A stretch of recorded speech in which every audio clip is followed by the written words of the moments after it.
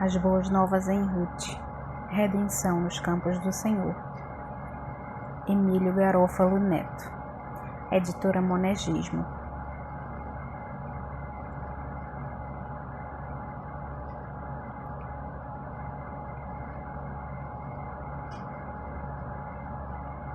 Primeiro capítulo.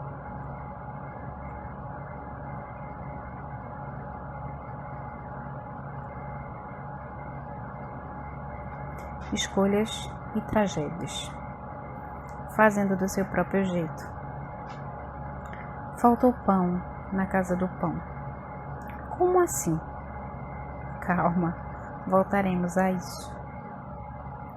Frank Sinatra costumava cantar numa de suas canções mais famosas: "Eu fiz do meu jeito", como se essa fosse a parte mais importante de viver.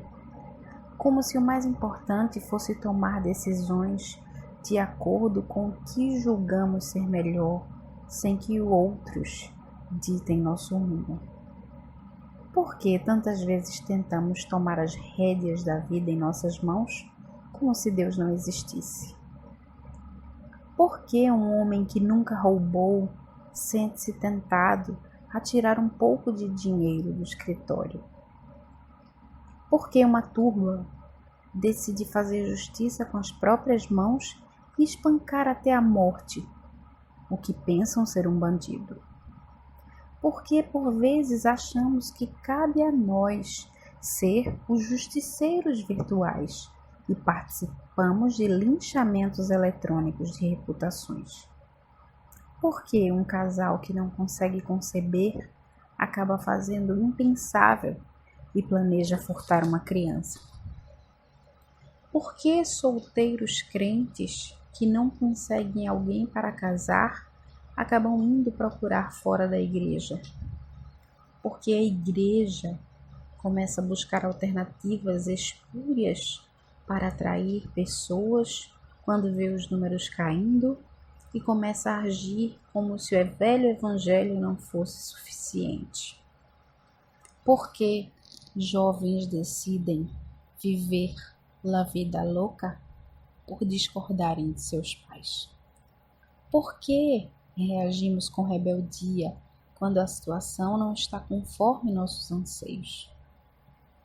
Por que achamos que cabe a nós fazer aquilo que pensamos que Deus esqueceu de fazer? Muitas vezes passamos por situações difíceis e reagimos pecando, ao invés de seguir as orientações do Senhor. E isso, é claro, faz com que tudo em geral piore. O livro de Ruth começa com uma situação difícil, em que veremos um homem como todos nós, que por falta de fé toma más decisões que assolam sua vida e a dos seus. Um homem que precisa viver com as consequências de sua tolice. O começo de Ruth nos ensina que em situações difíceis da vida não devemos ir por caminhos que o Senhor não aprova. Uma situação difícil levando a caminhos ruins. O livro começa assim: nos dias em que julgavam os juízes, houve fome na terra, e um homem de Belém de Judá saiu a habitar na terra de Moabe, com sua mulher e seus 2 filhos. Este homem se chamava Elimeleque, e sua mulher, Noemi.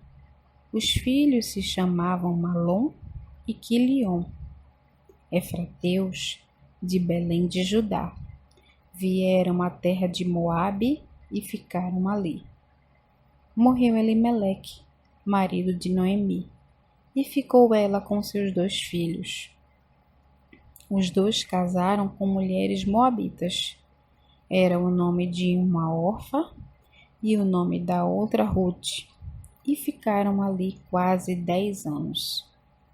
Morreram também ambos, Malom e Quilion, ficando assim a mulher desamparada de seus 2 filhos e de seu marido. A vida está seguindo em Belém. E então surge uma situação difícil, como tantas vezes acontece neste mundo caído. O verso 1 nos indica que se trata de um contexto complicado, um tempo de instabilidade política e social, o já mencionado período dos juízes. Nesse tempo, o povo de Israel não tinha governo centralizado.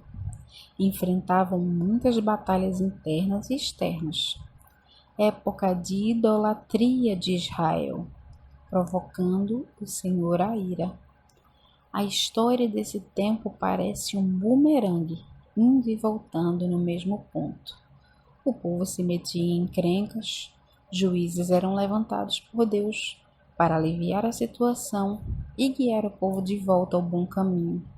No entanto, bastava a morte do juiz e o povo voltava a seus maus projetos. O contexto é distante de nós, cultural e geograficamente, mas é também similar ao nosso. Será que vivemos em período melhor? Temos, é claro, grande avanço tecnológico, mas as trevas do coração caído não mudam com desenvolvimento civilizatório. Há terríveis semelhanças. Basta olhar ao redor do mundo e veremos enorme instabilidade política e social em cada canto da Terra. Todo ano tem agitação nova no Oriente Médio. Todo ano os Estados Unidos estão entrando, saindo ou mantendo-se num conflito militar. Todo ano acontecem muitos atentados terroristas, islâmicos ou não. Vemos as pessoas vivendo como se não houvesse Deus, cada um fazendo o que é reto aos seus próprios olhos. A cada semana, os criminosos encontram novas maneiras de nos chocar e ficamos recorrentemente decepcionados com a ação do Estado em punir o mal. Será que a expressão "cada um faz o que é certo a seus próprios olhos" descreveria bem a situação nas universidades federais do país?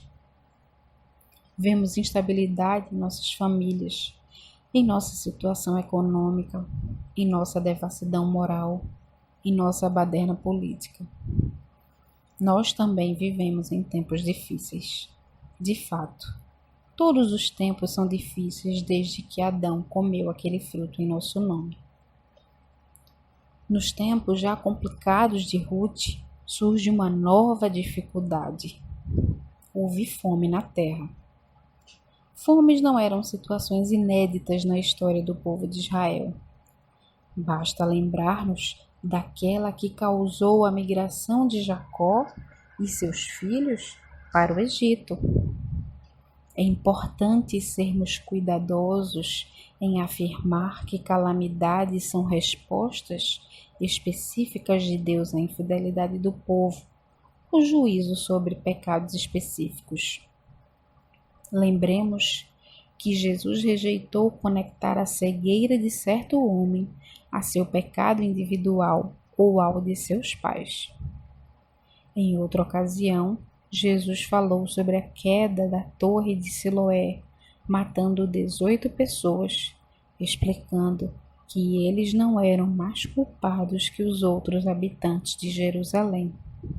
Sejamos sempre cautelosos.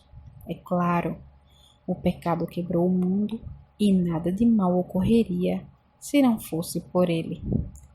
Mas isso não significa que possamos fazer sempre associações diretas entre catástrofes e pecados específicos.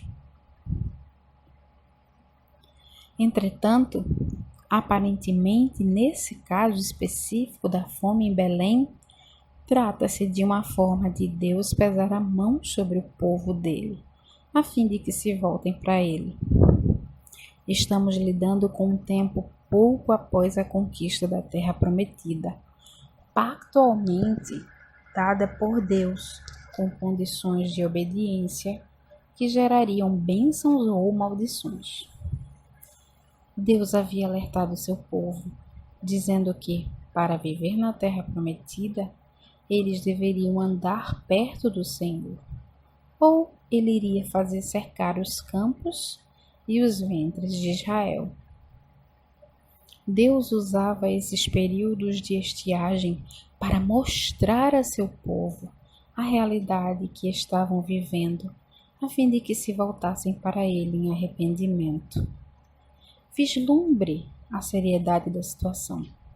Eles estão na terra prometida, terra que, teoricamente, mana leite e mel, a terra garantida ao pai Abraão e a seus muitos filhos, dos quais Elimeleque é um deles, Noemi também, e os 2 filhos que eles têm.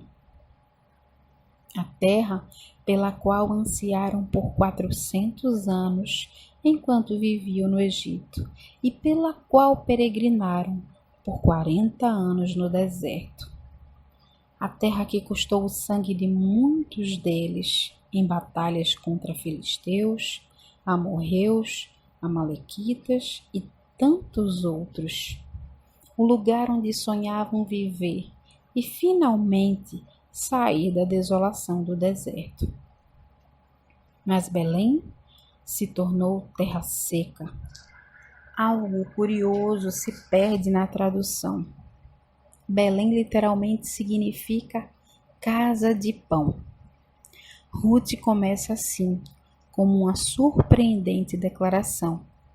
Não havia mais pão na casa de pão. Faltou pão onde menos esperávamos.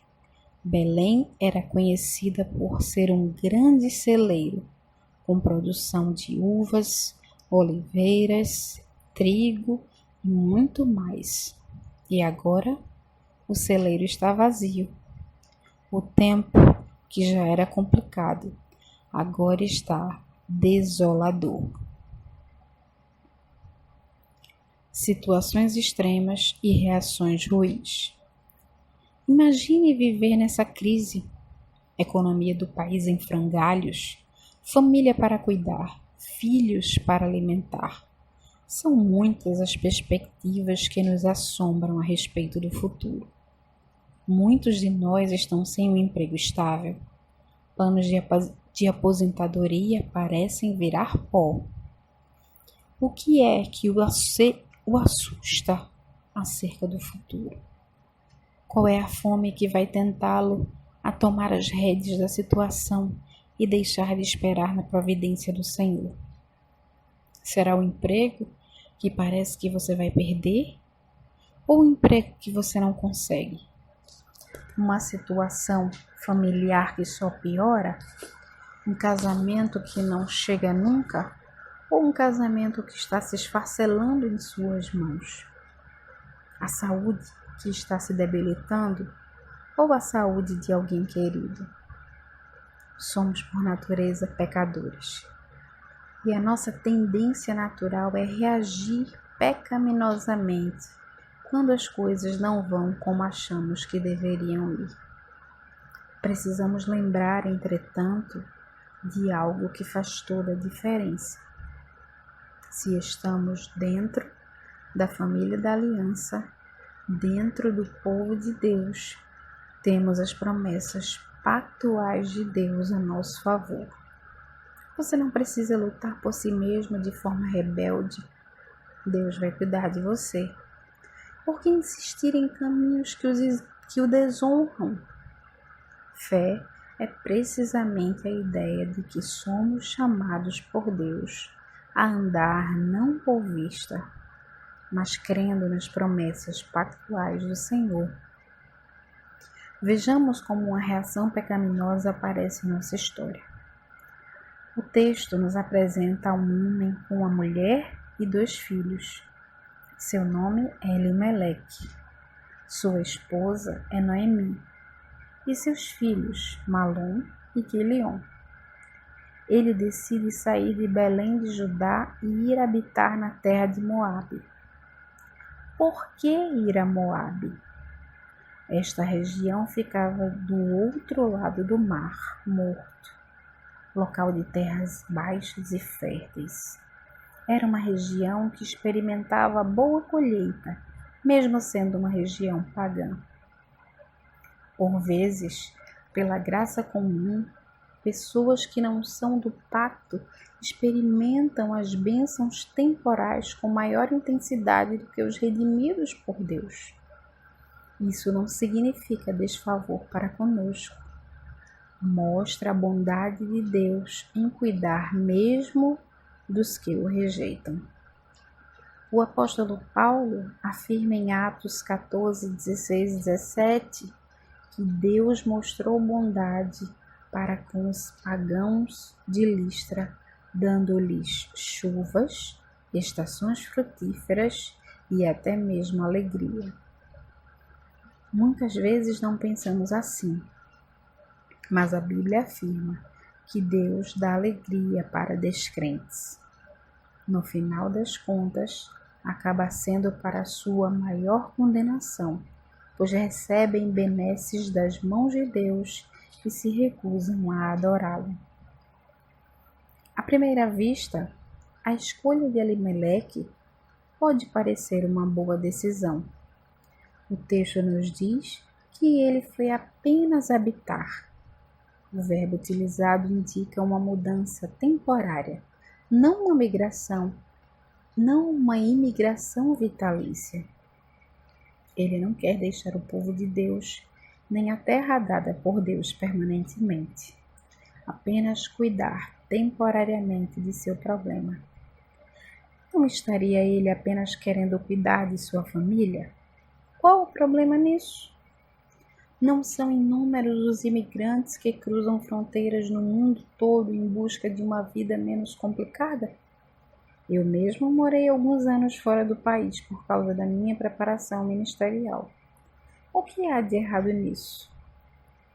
Nesse caso, a situação é diferente, como veremos adiante, e como Elimeleque saberia muito bem. Mas somos bons em dar nossas escapadinhas? Às vezes pensamos assim, não é mesmo? Vou fazer algumas coisas que não são muito legítimas diante de Deus, mas é uma emergência. É só por um tempo. Logo que a maré virar, volto ao caminho da obediência. Somos especialistas em racionalizar e desculpar nosso pecado. A questão da tomada de decisões é algo bastante confusa no meio cristão. Alguns pensam que Deus não nos direciona de maneira alguma, cabendo a nós toda decisão. Outros pensam que Deus tem uma vontade secreta que Ele sempre deseja que descubramos antes de tomar decisões. Essa segunda maneira de pensar tem, infelizmente, paralisado muitos cristãos. Não casam, não tomam decisões financeiras, vocacionais, eclesiásticas, sem terem uma suposta confirmação da parte de Deus. É preciso pensar biblicamente acerca desse processo. Há ótimos livros disponíveis sobre o assunto. Um aspecto que é importante desmistificar é essa ideia prevalecente de que precisamos de alguma forma receber confirmação da parte de Deus acerca de nossas decisões e que isso significaria estar no tal centro da vontade de Deus. A Bíblia nos diz que Deus deseja que descubramos cada parte de seu plano. A Bíblia não nos diz, que Deus deseja que descubramos cada parte de seu plano. Do que precisamos, então? Um bom começo é analisar os mandamentos da Bíblia. Muitas de nossas decisões seriam resolvidas se meramente conhecêssemos melhor o que Deus exige do homem. O problema, muitas vezes, não é desconhecimento. É que tentamos achar uma maneira de torcer a vontade de Deus para que ela caiba no que nós queremos fazer. Queremos, por vezes, a aparência de piedade, mas não a real piedade de seguir o que Ele manda. Negamos o mandamento claro, enquanto dizemos estar buscando sua vontade. Precisamos sempre analisar nosso coração. Irmãos mais sábios podem ajudar tremendamente nisso. E vale lembrar a declaração explícita de 1 Tessalonicenses 4:3, que afirma que a vontade de Deus é sempre a nossa santificação. Qualquer decisão que nos leve a deixar o caminho da obediência e crescimento é uma má decisão.